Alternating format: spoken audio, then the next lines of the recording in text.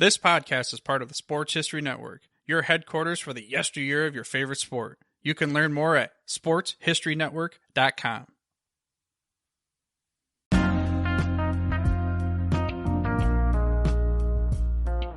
Welcome, everyone, to the Football Odyssey, part of the Sports History Network. This is your host, Aaron Harris. Today's show will be part one of a two-part interview with Joe Zagorski. Joe is an author of 3 books, all of which are set during the 1970s, that analyze the players, teams, and trends of the National Football League from multiple vantage points at a time when the league was coming of age. In this episode, Joe and I have an in-depth discussion about his first book, The NFL in the 1970s, pro football's most important decade, and reflect back on Joe's experience writing the book, how innovations on and off the field contributed to the NFL's growing popularity, and some of the best and forgotten players of that era. If you enjoyed the episode, then subscribe and share. And don't forget to follow me on Twitter and Instagram. You can also reach out to me directly in the contact section of thefootballodyssey.com or reach out to me at sportshistorynetwork.com. And, as always, thank you for listening. That's a Super Bowl poster behind you? Yeah. I like to collect a lot of different things, pro football especially. Some esoteric things, you know, with the game. I have a love of stadium seats, and of course old pennants and things like that. I know it's junk because I can't take it with me when I die, but it's great to look at. So, what year is it from? My stadium seats? The Super Bowl poster. Let's see. That's Super Bowl 12, and I've got one of Super Bowl 11 over there. So those are the only 2 posters that I have of Super Bowls, but they're pretty good. I got them framed. So, in my apartment, I have a poster of the second Super Bowl where you have the silhouette with the ball carrier and it has all the different logos inside. Oh wow! Yeah, I love that one. That one to me has like such original artwork. You know, I think when you look at the Super Bowl posters today, it's pretty much just numerals with the Lombardi Trophy. Whereas, if you look at the first 25, 30 years, they had such originality to them. Without a doubt, especially the programs. I used to collect a lot of them. I don't really collect them anymore because they're so generic anymore. But the early years, the first, like you said, up to 25 or so, they were really original and they were really special. They were a lot thinner and there wasn't as much information in them, but there weren't as many ads in them either. So right. And so being from Philadelphia, or just north of Philly, are you an Eagles fan? Well, I like a lot of teams now. I grew up as an Eagles fan, but then I didn't take long for me as a kid to start liking other teams. And I didn't really have a really solid allegiance to any one team. And that's probably what led me to write the book on the 1970s, because I just enjoyed so many different teams. There's a lot of people I know that are diehard Eagles fans, and they're ready to jump off bridges when their team loses, which is quite often. And I just didn't want to get myself into that kind of a fevered pitch to that point where, you would have less hair and, because of a team loses a football game. But, I think the story that did it for me was when the Eagles were playing in their first Super Bowl ever. I guess it was against the Patriots. No, it was the second Super Bowl. The first one was against the Raiders. Mm-hmm. The second one was against the Patriots. And some guy mortgaged his house to go to the game. And I thought, wow, that's devotion. Yeah, you're not kidding. I wouldn't get to that point. So. Now, when you were watching football as a kid, were you the kid that always lived for Sundays, or did it take some time for you to really develop a passion for football? No, not really. I was bit by the football bug in 3rd grade when all of my classmates suffered from the same disease, loving of football. And right from the get-go, I fell in love with it in 1971. It was actually, and so that shows you how old I am. And it didn't take long. I mean, I did live for Sundays. And then in the summertime, it's spring and summer. Back then, you didn't have like the NFL network like you have today, 24 hours a day. You didn't have that.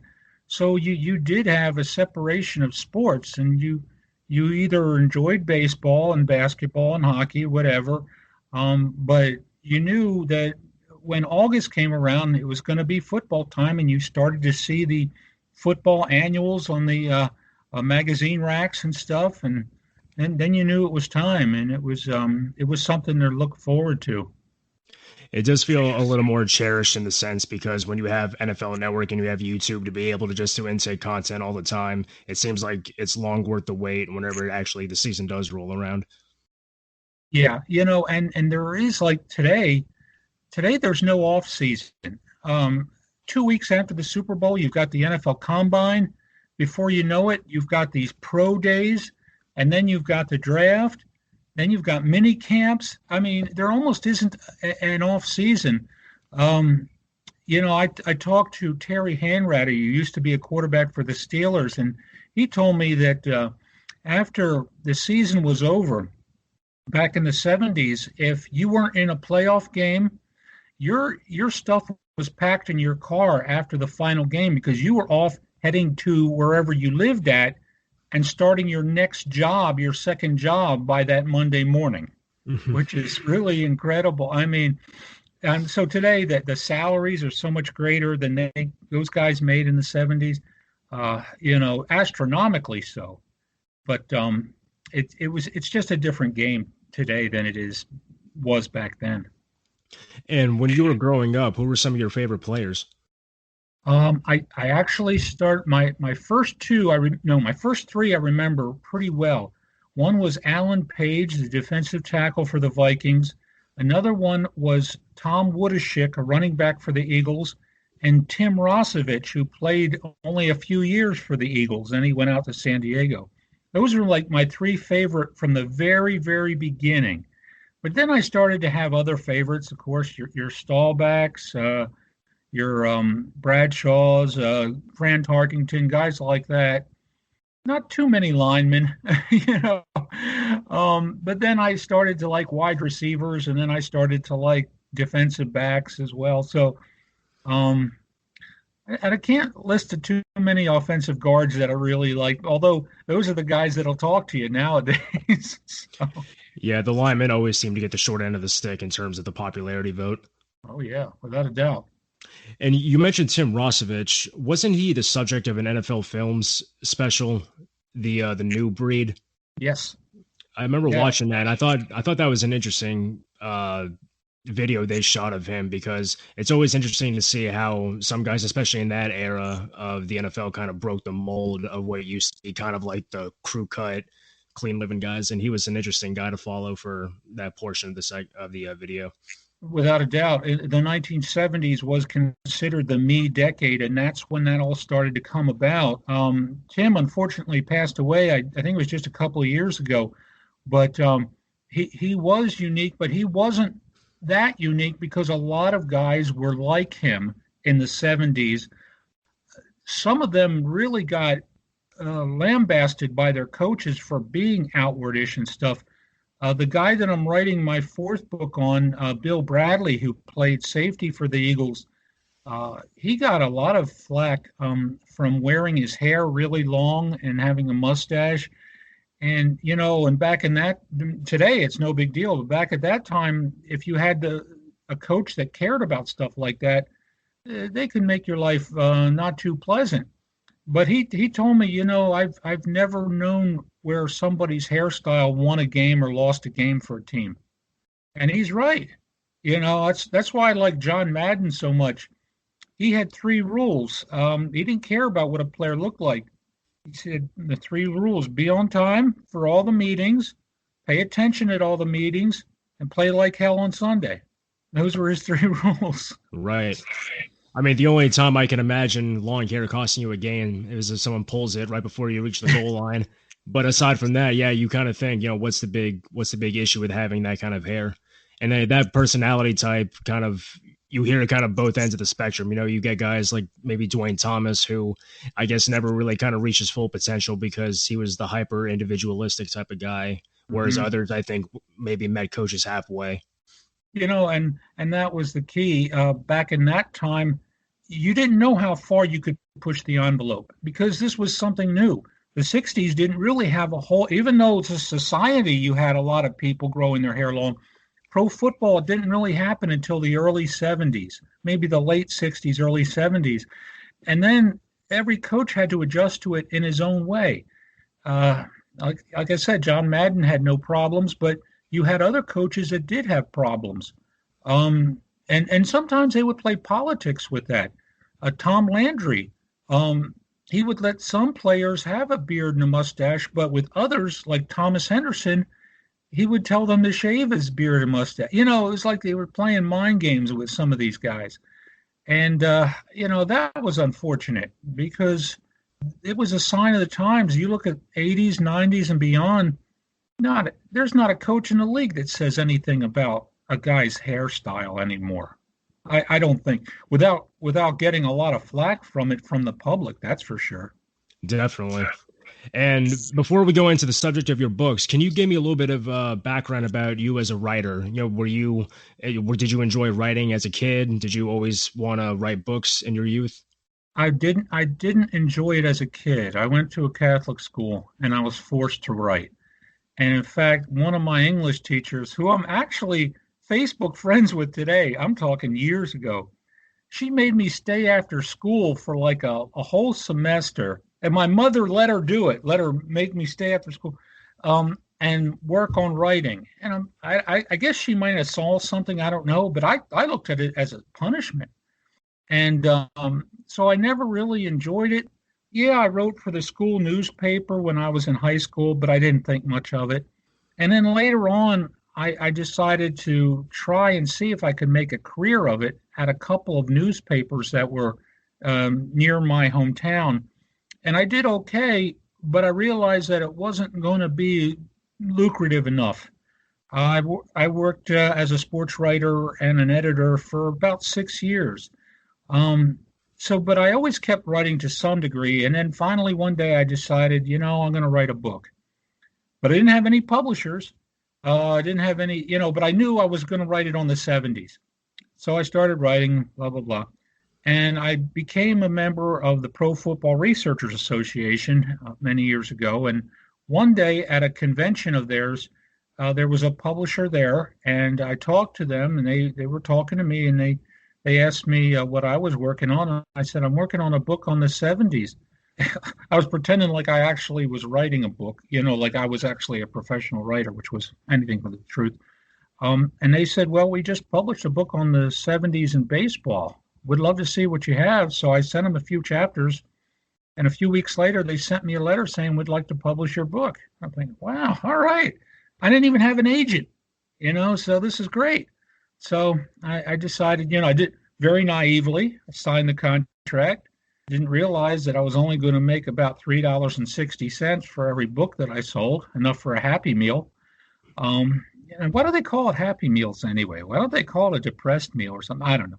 But anyway, makes some people happy, I guess. But so that really got me going, and I haven't stopped since I wrote that first book. I haven't stopped, and I've learned a lot along the way. Trial and error, mostly, like anything else. You learn from your mistakes, and you don't repeat them as far as you can help not repeating them. And so it started out as more of an accident than anything else, and as a punishment, but then it eventually became something that I enjoyed and I love. Did you have any influences as a writer whenever you were writing it, either for the newspaper or when you started your book? Yeah, just other writers. Ray Didinger comes to mind, the famous writer from the Philadelphia Bulletin.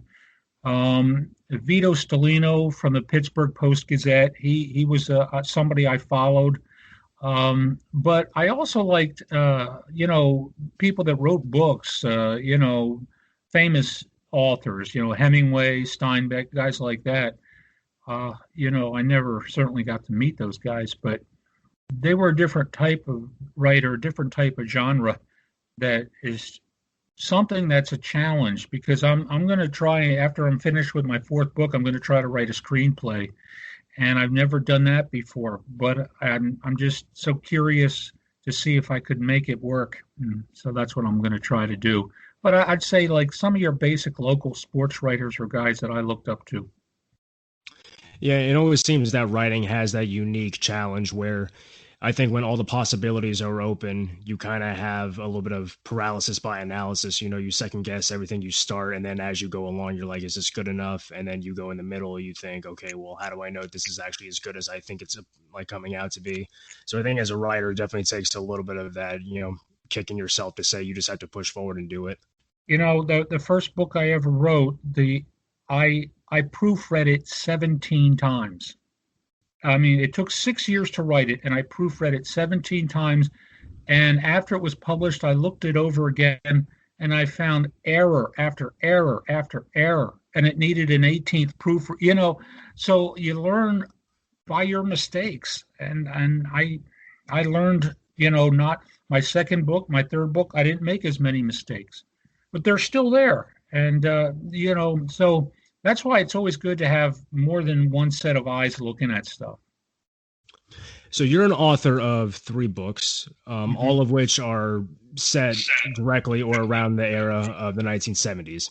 Mm-hmm. And your first one was the NFL in the 1970s. And in your acknowledgement, you talk about Joe Horgan over at the Pro Football Hall of Fame. And he gives you the advice that as a writer, you need to find your niche. Mm-hmm. Why did you choose the NFL in the 70s as your niche to write about?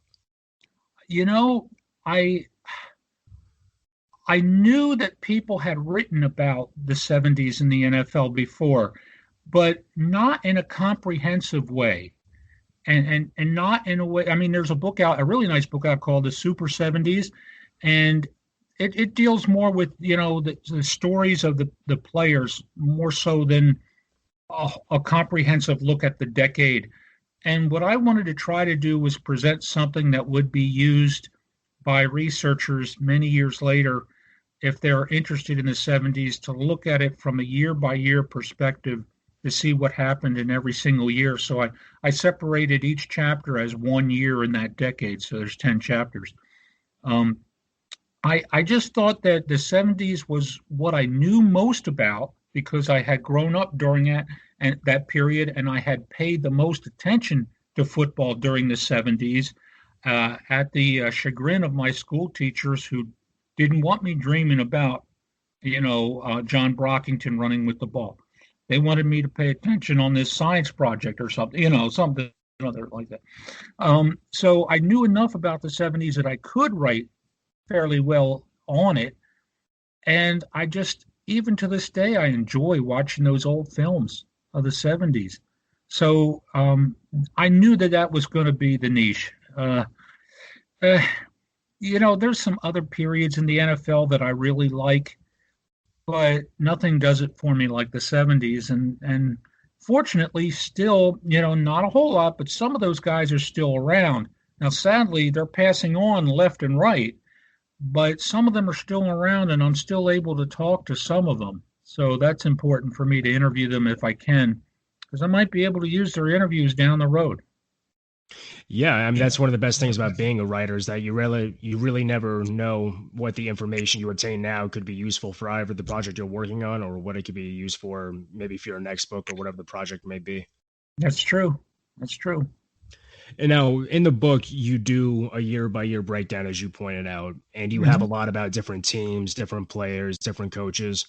When you're constructing each chapter, what was your approach? Like, did you have certain narratives that you wanted to put in there and then kind of fill in the gaps with maybe information about lesser known teams and players? Or did you just have to research as much information as you could from each year and then kind of build a narrative based on a timeline that you kind of saw? That's a very good question. I started out with an idea of an outline in my head where I would start with each chapter as being kind of like the news of the day, sort of what is happening at the beginning of the year, maybe in the off season, and then going into the regular season, and then finishing up with the postseason and the Super Bowl. And I'll take one chapter for example. In '74, there was a famous player strike. So I spend a lot of time in the beginning pages about that player strike. It had nothing to do with the games on the field, but it had to do with picket lines and players getting in arguments with owners and players getting fired by their teams after the strike was over and stuff like that. And then I would go into the games themselves, but I would also interfuse. I knew if I just had a list of week 1, this is what happened. Week 2, this is what I knew that wasn't going to fly. So I had to try and infuse some personality information involved in each. Like there's this one chapter, I believe, I can't remember which chapter it was, but I talked about an Eagles game, and I also talked about the Eagle fans and how boisterous and how sometimes lack of class that they had sometimes, give or take. And, it's just something like that I knew had some kind of a story to tell in the 70s. And sadly, my goal was to try to put as much in there as possible, but I couldn't put everything. There's a lot of people that have read the book and said everything's in there. No, I forgot some things, but I was proud. I was proud to put in little verbal salt and pepper things, like the one guy, the Giants fan, that decided to burn season tickets during after the Miracle in the Meadowlands game, and he burned season tickets in a bedpan outside Giant Stadium. I thought that was newsworthy. I talked a little bit about the flak jacket, when Dan Pastorini became the first quarterback to wear one, and how he got introduced to the flak jacket when 2 guys in overcoats came into his hospital room, and one brings out a baseball bat and he gets scared. He said, what are these guys going to do? And then the other guy takes his overcoat off and he's wearing this flat jacket, and the other guy starts hitting him in the ribs with this flat jacket, and nothing's happening to him. And Pastorini says to these 2 guys, I got to get one of those things. So I knew I couldn't interfuse just year after year, game after game. I had to put other human interest things in with it. And I thought I did a good enough job that it has sold over 1,600 copies. So I'm proud of that. And do you find yourself more interested in those human interest stories and headlines off the field than you are going through the games themselves? Oh, yeah. No doubt. The subject of my 4th book, Bill Bradley, he's told me so many stories. I can't even put them all in this book. I'm currently on the 9th chapter of an 11-chapter book that I'm writing on him. And I mean, some of the stuff I do put in, but I mean, how many guys almost get thrown out of a football game during the opening coin toss? I mean, it's just incredible. And how many guys have ever turned down an opportunity to have a private breakfast with the President of the United States so you can go out on a date with a girl you just met? It's just incredible. So, the human interest stuff just blows me away. I almost have to have it in every book I write because it's so entertaining. Yeah, it's just incredible. Yeah, and I think that kind of adds a little bit more to the flavor of the book, because I think sometimes when you only read a book about kind of what happened on the field, it tends to be a little dry. It's like if I wanted to read that, I could just go with the box score or try to find the highlights of the film or at the game. Whereas I think when you add sort of like the background information, the human interest part of it, and even stuff that goes off the field, that's what makes it interesting. Like one of my favorite books is The League by David Harris. Have you ever read that? I love that book because it's predominantly about the ownership circle and about the business dealings of the NFL at that time. So I think when you get like a different vantage point of a game, you kind of have a different appreciation for it. And I think when you can see kind of more beyond the 22 players that are on the field at that time. That kind of really what makes football special, because there's just so much depth to be had in the story of it. Oh yeah, without a doubt. I don't know of too many writers who write about football that just write a factual book of, wins and losses. I don't know if those types of books will even get published anymore. And when you're researching a book like this, how much of did you find yourself rethinking what you knew about certain players or teams, in the sense of, this team was actually a lot better than I remember watching them as a kid, or maybe this player didn't really stack up to the memory I had of him growing up and he wasn't that good? Did you find yourself in that position a lot when you were researching the book? Definitely. It's almost impossible not to, because even though we like to think we can remember the past pretty well, our memories only go back so far, and even then, it's spotty. It's some of it's exaggerated. Some of these older guys remember things that they really, never did. So you really have to you have to look at it with as open mind as possible. But when you do the research, and the research is ongoing, I can honestly say that I can go to a research library and collect all this information, but it can only open other doors, which lead to other questions, which leads to another, I got to find out the answer to this because that would make a good side story. The research never stops, and you're not going to find every answer in one place. You almost always have to go to other places. And that involves other newspapers, other websites, other libraries. It just never stops. You do realize, though, after time, that what you may have remembered about a certain player or team may not have been the entire truth, like you said. There may be more to it than that. And that's what's great to talk about, not just getting their players their own perspective, but also reading old newspaper, reports and seeing some quotes that they were quoted in from years ago. It's an ongoing thing. It's a challenge, but it's a fun challenge. And do you have any examples of certain players or teams that were different, competitive wise, that were different from what you remember for them?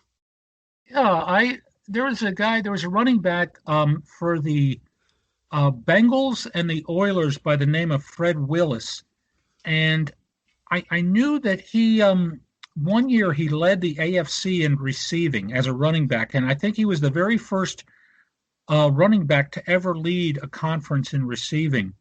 But back at that time, you could have asked me, "Wait, what do you think about Fred Willis?" And I would have said, "Who?" And no, I didn't remember him. I honestly didn't. And I'm thinking, who's this guy, Fred Willis? Why don't I know about him? I know I'm not a Bengals or an Oilers fan per se, but surely I would have heard about him. Not necessarily. Back in the 70s, like I said earlier, we didn't have this NFL network 24 hours a day. We were lucky if we got information on the home team.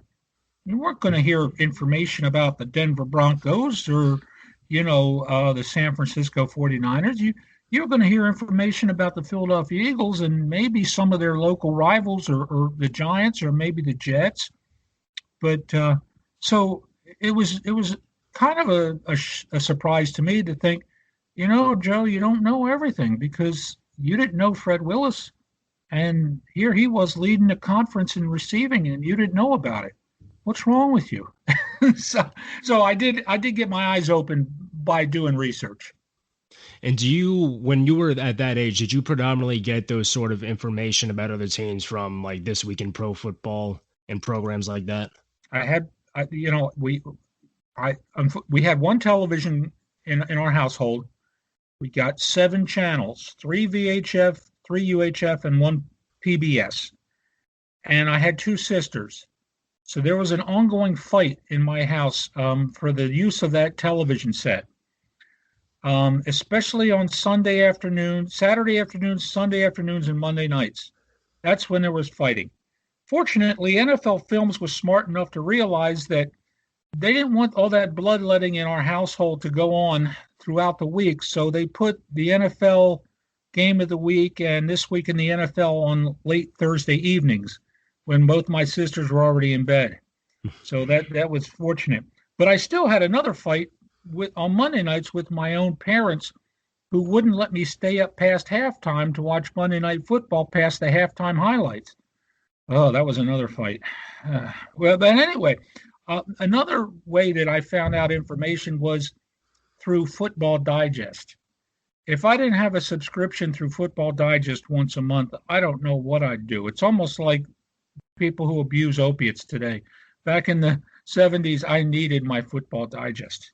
I needed to have that because that kept me focused on all these players that I had no idea about because the local channels were not really talking about them. So. And it was a magazine that gave you statistics and storylines and injury reports and things like that. Yep. It was great. And, they just copied stories from beat writers across the country. And, in the years before internet, it was the thing to have if you were a football nut like I was. Yeah, growing up, I've always had ESPN and NFL Network. So I think for me, magazines never really had as much weight. I want to say NFL had a magazine they launched when I was probably in high school. And I think I got a couple subscriptions, but I think they quickly stopped that. I don't think it made it past 2 or 3 issues. I believe you're right. And that goes to every magazine today, no matter what it is. Their subscriptions are dwindling. I think Time and Newsweek are like hanging on by the skin of their teeth. But I don't know of any other magazines that, people are subscribing to or working at. I think that would be a tough type of a situation to be working at is a magazine because you just don't always know. And the same with newspapers. The print media, if most of the print media is going by way of the internet, and if you want to even push this a little further, check out, Christmas shopping. Most of it's done online. Well, you want to go to the mall and risk getting COVID? Not me. I'll go online and have somebody deliver it, and usually for free. So, yeah, and it seems like podcasting is really what's driving them financially now between newspapers and magazines because it's so easy to multitask, and advertisers want something that they know is going to reach them as opposed to having to sit down and having to read an article. No so doubt. I think that's one way you're just getting the news, but it is a little unfortunate because, I think when you look back at old sports writers, you saw a real good variety. And I think it's easy to take for granted about sports writing back in those days because, not everybody had a television, especially before 1970, or 1960 even. So you really had to write in a way to describe what was happening for people who didn't see the game. Whereas I think now you're just kind of recapping what everybody already saw, just kind of like filling in the blanks. Pretty much. And, everybody, the true talent was the type of a writer who could, use different type of vernacular so that they wouldn't be compared to somebody else. And that's a challenge. I can't really compare my writing to anybody else per se, but that's not without a struggle. But it's not so much that I want to write differently than anybody else. It's just that I want to write better than what I wrote previously. So that's what drives me mostly. Yeah, I think you find the best product is whenever you compete with yourself as opposed to others. Definitely. Now, in the 1970s, we had a lot of rule changes and a lot of advancements in the game. If you had to pick one that was the most important to influence football to become America's game, what do you think it would be?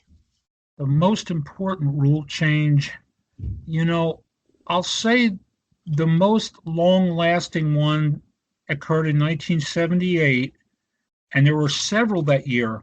There was, of course, you can't touch a receiver after 5 yards, and a lot of people will point to that as being the most important one.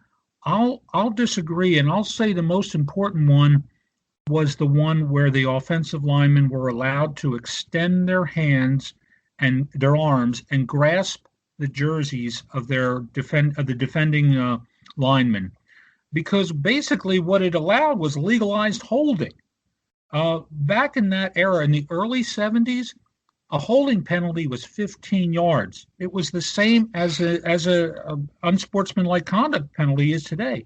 15 yards, holding penalties could really destroy a drive. But when you're allowed all of a sudden to extend your arms to keep a defensive lineman from, getting away from you, and you're holding them there, as long as you're not going beyond, like, to the left or to the right, but you keep them within the shadow of his shoulders, that's legalized holding. That stayed with us ever since 1978, and it hasn't been changed since, not one bit. That rule has stuck with us, and it's had the biggest impact. Look at the passing numbers. You give a quarterback more time, he's going to throw. And of course, when you combine that with the referee free reign, with the receivers having free reign after 5 yards, oh gosh, the statistics exploded after 78. And it'd be interesting to see what a guy like Jerry Rice could have done if he had played in the early 70s, or what a quarterback like Tom Brady would have done if he had played in the early 70s, when getting sacked so many more times, would that have deterred him from, I just have to think that the numbers would have been much different, and the numbers changed once 78 occurred.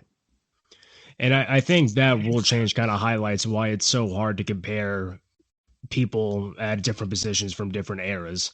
Because I think when you look at, because when you're not blocking, when you're not allowed to hold someone, obviously you had to keep your arms in. Mm-hmm. You kind of have to wonder, like, how do you really compare someone who never really had to do that, especially with the athleticism you have today from defensive linemen, and, with the capability of them, if they played back then, to head slap and do different things like that would be outlawed today. It just makes that comparison so hard. On the surface, it looks like the same game, and in many ways it is. But I think when you really go into the nuts and bolts, you'll see that, it's just a constant progression. Yeah, without a doubt. And, people ask me even today, well, how would this team, how would the 67 Packers stand up against the Kansas City Chiefs from 2020 or 2019? They would have lost. And they would have lost badly. The basic rule of physics is in play here. Players are bigger, faster, and stronger today than they were back then. Just look at the programs from the 1970s. Your heaviest defensive lineman was maybe 250, 260 pounds. Today, they're not on that line if they're not weighing at least 300 pounds. It's the times in the 40. Bob Hayes was really fast in the 1970s. Today, there are a lot of Bob Hayeses out there. There are a lot of them. So the players today, teams today would have killed teams from the early 70s. Now, I know there's guys that'll go to their grave who played for those teams back then who say, no, we would have beaten them. We weren't sissies and stuff like that. I'm sorry. But there's physical force, science, physics. A 300-pound man is going to effectively block a 260-pound man by the end of the fourth quarter. That 260-pound man is going to be giving up. That's just the way it is. Yeah, when you say 250 pounds, Cam Newton, I think, is 250 pounds. To see him playing, offensive tackle, you're like, it's definitely a long way. And then when you look at, the newsreels from earlier, like the 1940s and 30s, these guys are no bigger really than just your average man. It's really incredible, I think, how in the beginning, it was really a game that was probably based on pure physicality, but I think as it evolved, you definitely needed a little bit more physical athleticism and attributes to really keep up at the highest level. And you talk like Jack Lambert, the great middle linebacker of the Steelers. Today, in today's NFL, some people say that he would be a strong safety because he just, he had height. Obviously, I think he was 6'4", 6'5", but he didn't have an ounce of fat on him. He was very slender. He didn't weigh but 240 pounds, maybe. And that might have been soaking wet. So he probably would be a safety today.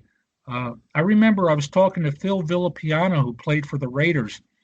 And, in the 70s, they experimented with a lot of these steroids. They were not illegal back at that time. It wasn't until later that they became illegal. But players were taking them. They didn't know the full effects of them years later and how that would affect them. But Phil told me, he says, look at some of your programs from years ago and look at some of the guys that were playing on offensive lines, and then check back a few years later and just compare their weights. And he was right. They went from like 240 to like 270 in a few years. Wow. And he goes, that's not from eating hamburgers. That's from steroids. And I can't disagree with him. Just based on what I've heard other players say. Yeah. I think the most notable example of that would probably be Lyle Alzado. Mm-hmm. Because, he was a guy, I think, he had like the picture of himself on, I think, Sports Illustrated. Right. Opening up about his steroid use.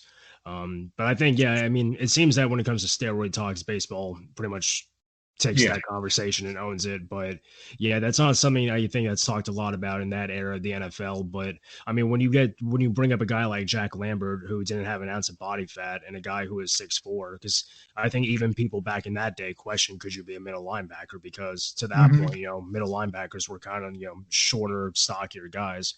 And here he is, he looks more like Ted Hendricks or, an outside linebacker, but he comes in, he plugs up the hole. And for today's game, it seems like, that sort of positionless mentality, because you get like a lot of safeties that play in the box. So you wonder if maybe a guy like him, built the way he was, could actually have some sort of role in today. Maybe not as like, a full-fledged middle linebacker in a 4-3 defense, but, have some responsibilities. It's hard to, really, and like you said, comparing eras, it's really hard to do that with a guy like Lambert, or really with anybody to the degree. You mentioned Cam Newton. Well, it'd be on the line in the 1970s, and it was a different era in the fact that racially it was a different era. You didn't have but maybe one or two African-American quarterbacks playing, and most of the time they were backups. Joe Gilliam for the Steelers. Marlon Briscoe. There were a few, James Harris, but not a lot. Today, I think at least 3/4 of the teams have at least one African-American quarterback on their roster, maybe more. Yeah.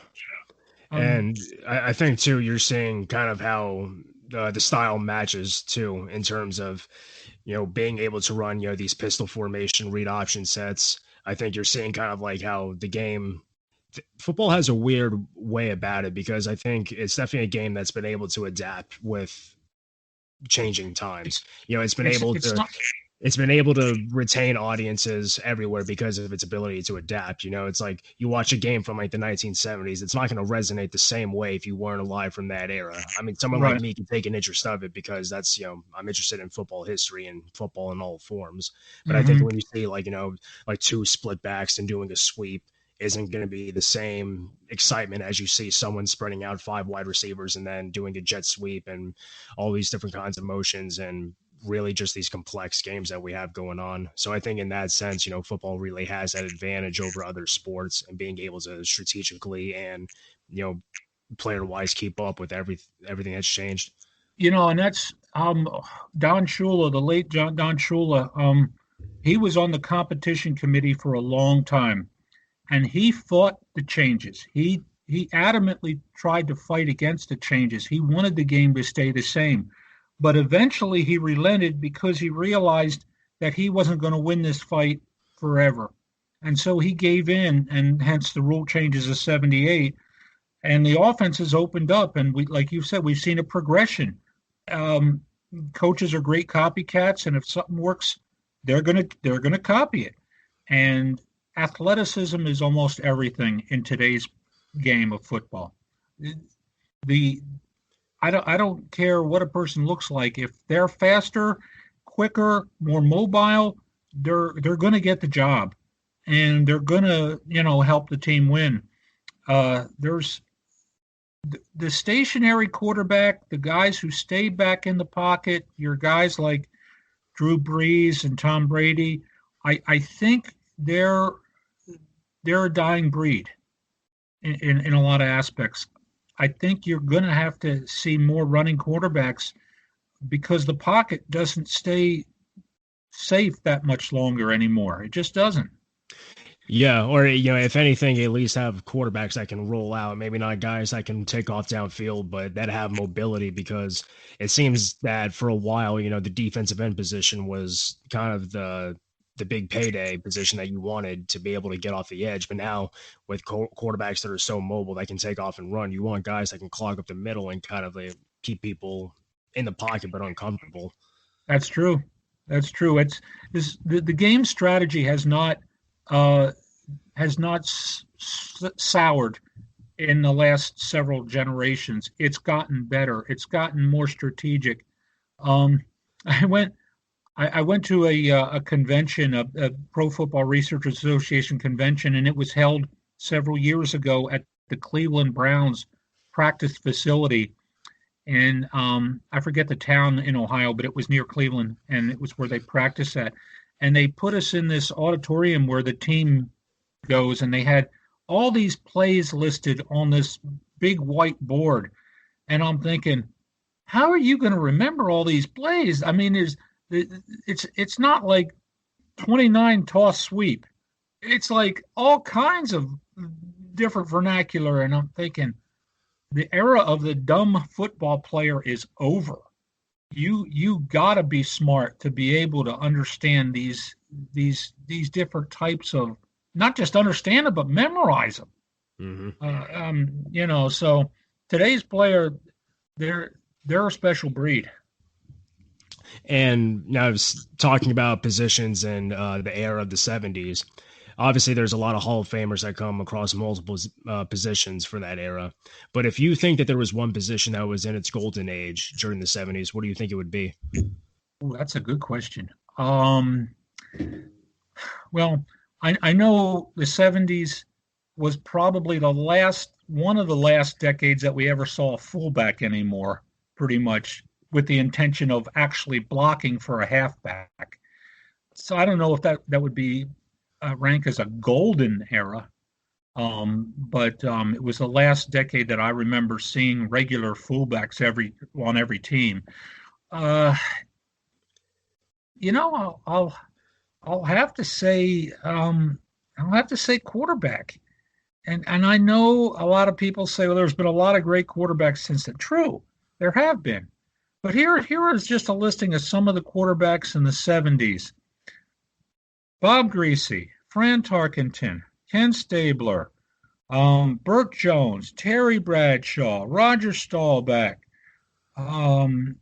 James Harris, John Brody. I mean, most of these guys are in the Hall of Fame. Not all of them, but most of them. And a lot of teams had some really great quarterbacks that didn't get in the Hall of Fame because of injury or whatever. I mean, Burt Jones comes to mind. He would have been in the Hall of Fame were it not for some serious shoulder injuries. And if we had the medical technology back then that we do today, I have no doubt he would be a Hall of Fame quarterback. In fact, Bill Belichick has said so much as such. So I'd say quarterback in the 70s. Just the names of those guys are household names even today. You still see on commercials today, Joe Namath. Well, you ask a kid today, What do you think of Joe Namath? Oh, you mean that guy that's always on the television commercial trying to guarantee me something, life insurance? Yeah, we guaranteed something else in 1968, and he ended up with a ring for it. So I mean, the guys in the 70s that were quarterback, they're still household names. It's fascinating that you bring up Burt Jones because I was watching an interview that Boomer Esiason was doing. I think he has an interview show that airs late at night on the weekends. And he was talking to a hockey player, but he was actually talking about his influence growing up as a quarterback. And he said Burt Jones. And Burt Jones is only a guy I've seen a couple of his playoff games. I know he lost to the Steelers in '76, and I think he was actually the quarterback for the Ghost of the Post game. He was. And I never really knew much about him. Who was Burt Jones really someone who was kind of in that same conversation with a lot of those quarterbacks back then that was just really derailed by injuries? Like, what was his story? Yeah, he was. Like I said, he sustained several different injuries, especially to his throwing shoulder, which really just ended his career for all intents and purposes. But he was called the Ruston Rifle because he was from Ruston, Louisiana. He went to LSU, and his thing was throwing the deep ball. He loved throwing bombs, and he was good at it. I mean, real good at it, especially, to Roger Carr, his fastest wide receiver. He also had another fast wide receiver from Michigan, Glenn Dowdy, who was more of a slot receiver than anything else, but he could go deep too. But the Colts from 75 to 78, they had Lydell Mitchell in the backfield, and he was one of the greatest pass receiving running backs in the league at that time. So Burt Jones had to also learn how to throw short, and he did that. He was, like I said, he'd be in the Hall of Fame today were it not for injuries. And, he didn't play at a big market, but I can understand why Boomer Esiason said that, because Boomer went to Maryland. That's where he went to college. And he probably watched a lot of Burt Jones's games. And, Burt Jones, he could throw it a country mile, as they say.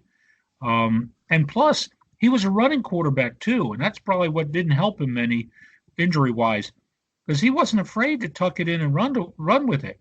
He got his share of licks. He got hit a lot. In that era, he would have gotten hit a lot. But he was a great passer, no question about it. Yeah, you always enjoy hearing about the guys who got lost in the shuffle. And I think every generation, every decade is going to have those guys. But I think when you have men like yourself and other writers who kind of never keep these people in the in existence for a little while, it can always serves them well, because I think when you look back on it, maybe it's not something they think about often, but I think about when they kind of did a lot of on the field that maybe gets overshadowed by guys like Staubach and guys like Bradshaw, and deservingly so. Those guys made it to the epitome of what you want to do as an NFL athlete. But those guys that get lost in the shuffle, sometimes you feel for them, but other times, they say, hey, he was good at what he did, but he wasn't much better or much worse. He's kind of where he is in history. Yeah, and that's why I enjoy including them, and even in articles that I'll write, it's good that there's a certain level of pride that it takes to play the game, but later on in life, when all the cheering stops, you have to look back on something, and if I can give those guys some kind of measure of pride, then I'm happy, and I'm happy that they're happy. And when it comes to coaches in the 1970s, would you say this was the first decade that we had a real diverse coaching styles, in terms of you had guys like Tom Landry who were the mad geniuses, so to speak. Then you have the fundamentalists like Chuck Noll, the players coach like Madden. Do you think this was the first era that people kind of saw, hey, there's different coaching styles that can win championships? Yeah, and I think it took a while till it got to that point. You see, the influence of Vince Lombardi was really strong. And, he was, nuts and bolts, very demonstrative type. And so a guy like Tom Landry was kind of different. He was not demonstrative at all. He's very calm. His demeanor was almost, stoic, kind of like Bud Grant of the Vikings. So I would say, yeah, you're right. 70s we started to see that. And then in the later 70s, we started to see what was called, and still is, I guess, today, a player's coach. A guy like Sam Rutigliano of the Browns, who kind of wants to get buddy-buddy with the players and stuff. And, I don't know if that succeeded or not. It didn't for that team, but I think every coach has to coach to his personality today. And I still see there are differences. Even today, you've got guys that are ranting and raving on the sidelines, and you've got guys that realize that's just an ulcer waiting to happen. I think the lessons of Mike Ditka, what do you have, 2 heart attacks while coaching? Life's too short, and you sign a contract, you're going to be getting paid, so why kill yourself? It's 70s. We did see different techniques and different personalities as coaching. It did take a while for the influence of Lombardi to wear off, though. I will say that. And for the 70s, we have so many iconic moments. You have the upset in Super Bowl. Well, technically that was 68, but we have whenever the Chiefs won to kind of solidify the merger between the AFL and the NFL. You had the Immaculate Reception. You had the Sea of Hands. But what do you think are some of the more forgotten or unheralded moments of that decade that kind of progressed to making football America's game? One that nobody remembers today outside of Atlanta is the Big Ben play. In 78, the Falcons were trying to get a wild card berth. And it was like their first year that they were actually doing really well, both offensively and defensively. And Steve Bartkowski was their quarterback. And they were playing the rivals, the New Orleans Saints, in the Superdome. And there was like just a few ticks left on the clock, and they were some 40 yards away from the end zone, and they needed a touchdown. And they didn't have a shotgun formation back then. The only team that tried that back in those days were the Cowboys. So Bartkowski drops back and he throws deep. And it was kind of like the first time that I remember where you had, flush receivers all to one side, and they were strategically planning on tipping the ball to one of their other receivers. And I'd never seen anything like that before. The darn thing worked. They scored a touchdown off of it. And, now that's in everybody's playbook. If you're going to try a Hail Mary pass today, you're not going to throw it where there's just one receiver. You're going to have at least another receiver down there with them to help draw the other defensive backs away. So the Big Ben play, that's what it was called. Not to be confused with Ben Roethlisberger. The Big Ben play of 78 in Atlanta is one of those plays that nobody talks about today that was big at that time. Is that the play where people debate that he was actually down or that he didn't cross the goal line? No. Okay, I might be thinking of a different one because I was watching an NFL Top 10 special on NFL Network, and I think they had a Hail Mary play with the Falcons that I think he caught it right before the goal line. So maybe this isn't a different one if it wasn't tipped. That might have been in the 80s, in early 80s with Billy White Shoes Johnson. That might have been it, actually. Yeah. Against San Francisco. And I kind of remember that. I don't remember whether or not he got in the end zone or not. I'll have to look it up. But I think that might have been it. But there was no question about the Atlanta Big Ben play. That was a touchdown. He ran into the end zone with it. So. And earlier you had mentioned about how you had to go to bed at halftime during Monday Night Football. Yeah. And your book about the 70s discusses a lot of off-the-field innovations that contributed to football's growing success of that era. And Monday Night Football was something that you did talk about. What was it about Monday Night Football that was so revolutionary that it became sort of this cultural phenomenon? It wasn't just one thing. For one thing, it was that the producer, Roone Arledge, had the foresight to realize that Americans love football. He realized that, and he also realized that the game was not oversaturated at that point. Now, eventually, it became oversaturated. There's a football game on now that I'm watching on DVD. But there's back at that time it wasn't. So he had the foresight to realize people are going to watch. Now, the other thing was he had the right people in the booth. Back at that time, you really only saw maybe two guys in the booth. Very rarely did you get three guys, and usually sometimes only for a pregame show.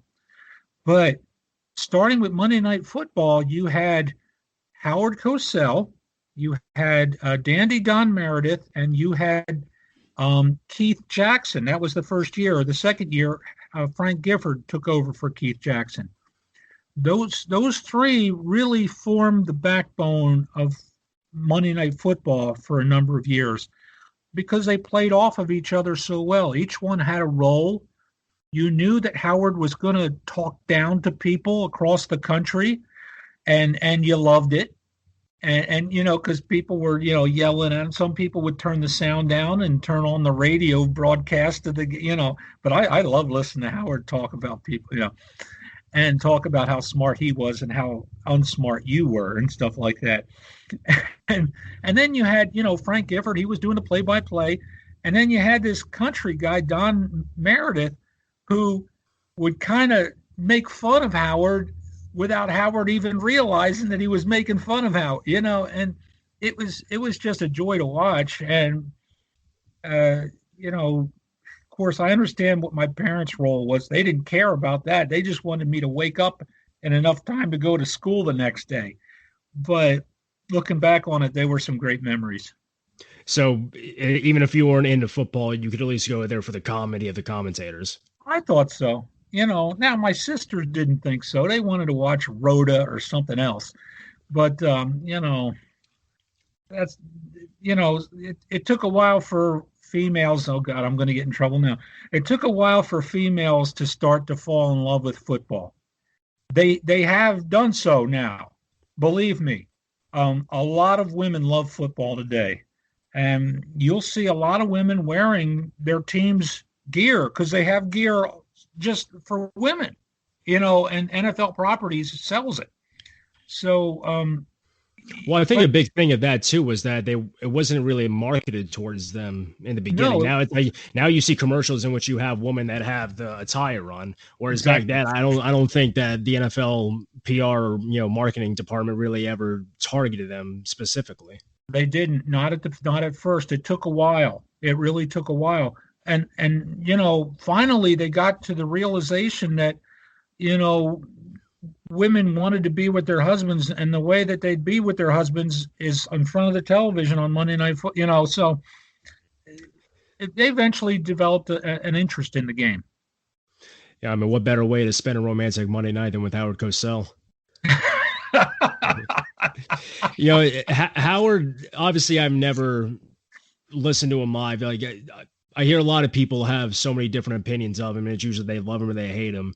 And I've listened to a few Monday Night Football games, and they are interesting to listen to. But there was not an autobiography of him, but Gene Klein, the owner of the Chargers. Yeah. Mm-hmm. He is such a funny storyteller, and I read his book that he co-authored with someone, and he's talking about Howard, about how Howard used to like to use his private plane.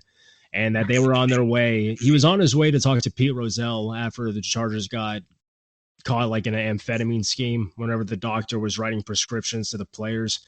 And he ran to Howard, and Howard asked if he could use his plane.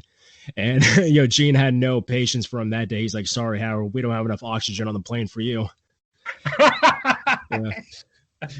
So a guy like Howard Cosell, I mean, he's definitely a guy that could rub you the wrong way a lot of times, but I think there's other times where you can't get enough of him. Because I like snarky humor too, so Howard is a guy that doesn't bother me as much when I go back and watch some of those old games.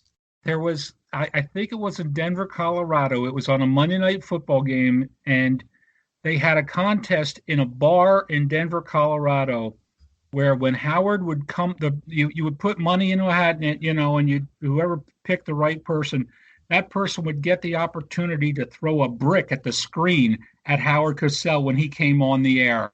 I mean, where are you going to find that today?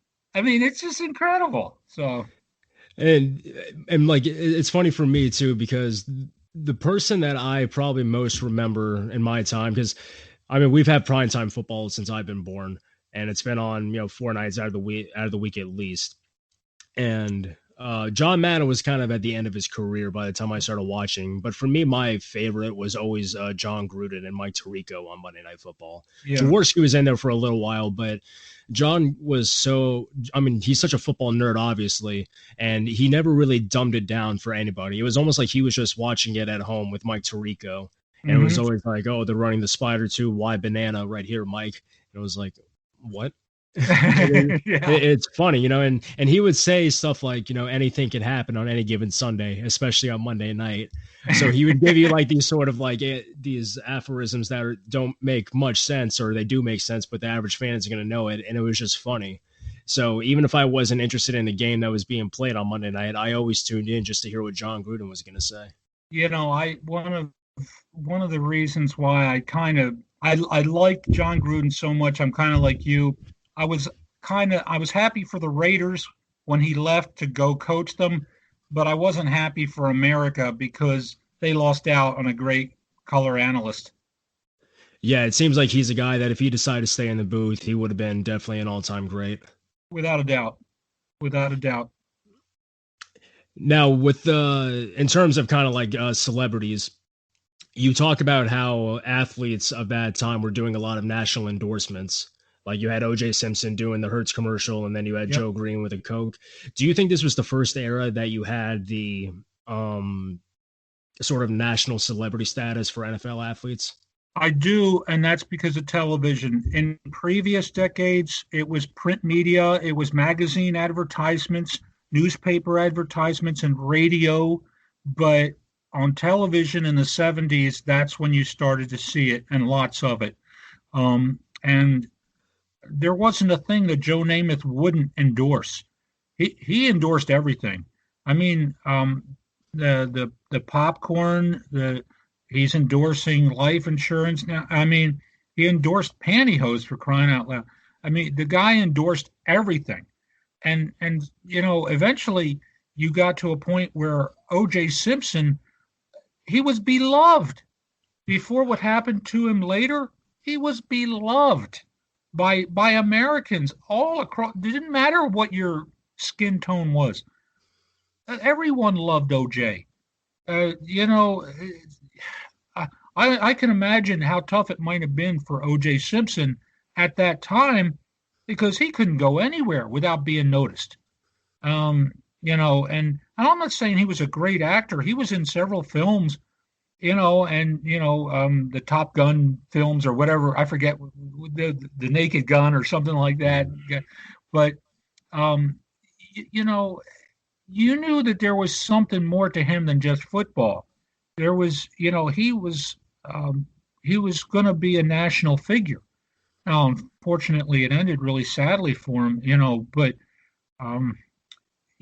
the 70s was a great era to promote things and to become famous for a pro athlete.